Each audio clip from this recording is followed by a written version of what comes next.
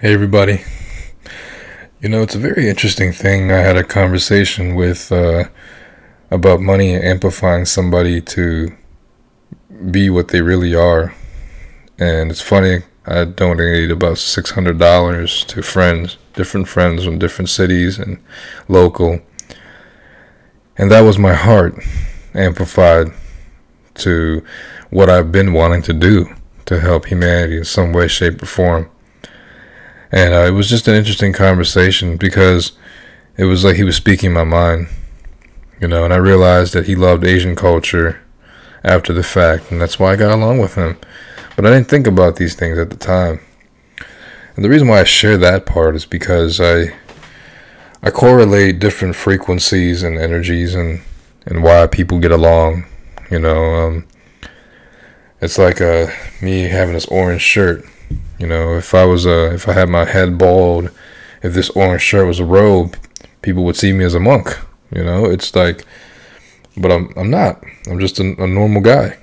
It's crazy how I offend some people. And this lady, I really consider a friend actually. She was telling me I have a higher power. I'm like, look, I'm just like you. The only difference is I believe in myself, and I'm aware of things. And I said, I see you more than I see my family back at home. So we might as well have peace here. And it's like when you give people your word, sometimes you have to live up to that word that you speak to them. And I'm not saying to people please everybody. I'm not saying you have to do that. I'll speak for myself. When they say a man, woman is only as good as their word. And so I always made sure for quite some time that if it's not real, then I won't say it. So, you always have to look at words matching with people's actions. That's how you trust them, But like sometimes people might do something good the first time and then they won't do it consistently. And that's okay. People make mistakes. It just depends on their intentions. I don't have an image to maintain. The only thing I'm focused on maintaining is my health, wealth, and well-being. What you see is what you get.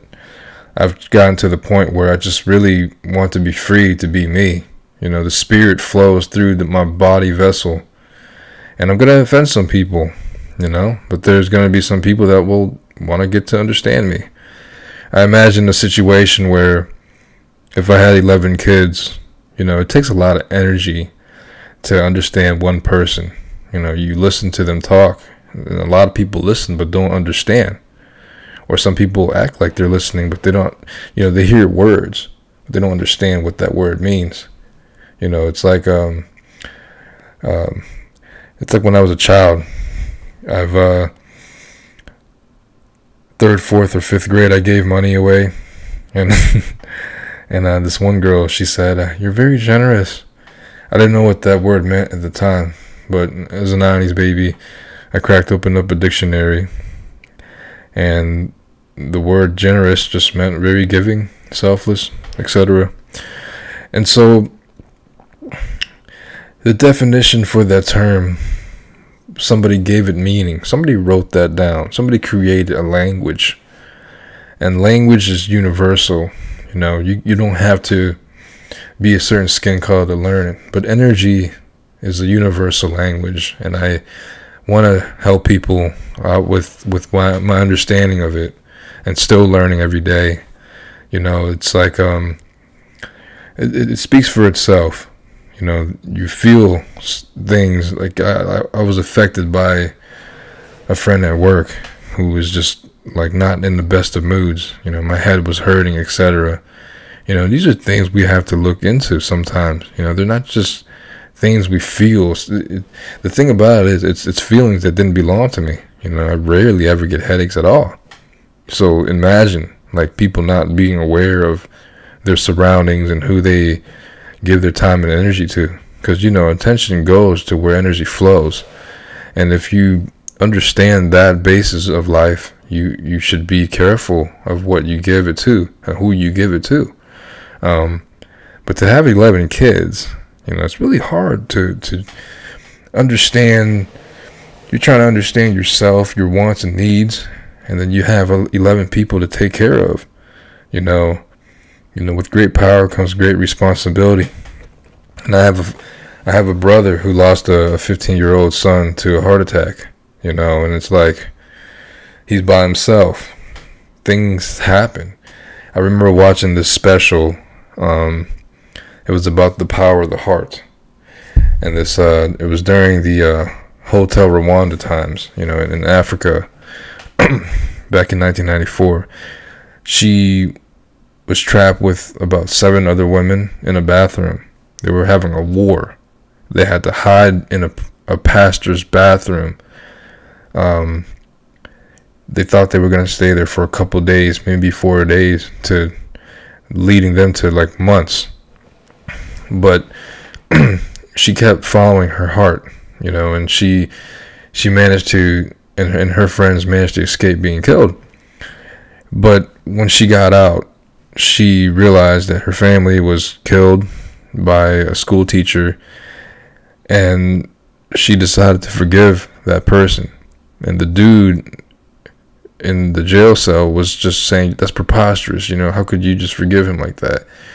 And what she was basically saying was, when she was in that bathroom for months and she came out, she saw the sun, she was breathing fresh air, she felt freedom, and she had no choice but to just love life. And that was basically how my life has become. I finally know freedom to be me, and to be okay with being misunderstood, to be okay being rejected. I got to keep going. The best thing that I found for myself was to dive into an experience like I'm jumping in the pool and just basking in the glory of that cool, fresh water, and just see what happens. And I think a lot of people just have some sort of, negative attachment to things and people and the outcomes, that it's just, it ruins the magic. You know what I mean? Surprises feel good in life when you least expect it, when it's positive, of course. Not a surprise like a car accident, but surprise lottery winning, or, somebody gave you a gift. And my gift is to give love, because it makes me feel good. Life is supposed to be simple in my eyes, and we make it complicated. If you're doing something that you like, you're not wasting time. If you're doing something that you don't like, you're suffering, you're wasting time. You have to look at, metaphorically, I don't see obstacles, I see opportunities. But that doesn't mean I don't acknowledge that there is an obstacle. But each building block creates a home. And I take it one block, one day at a time.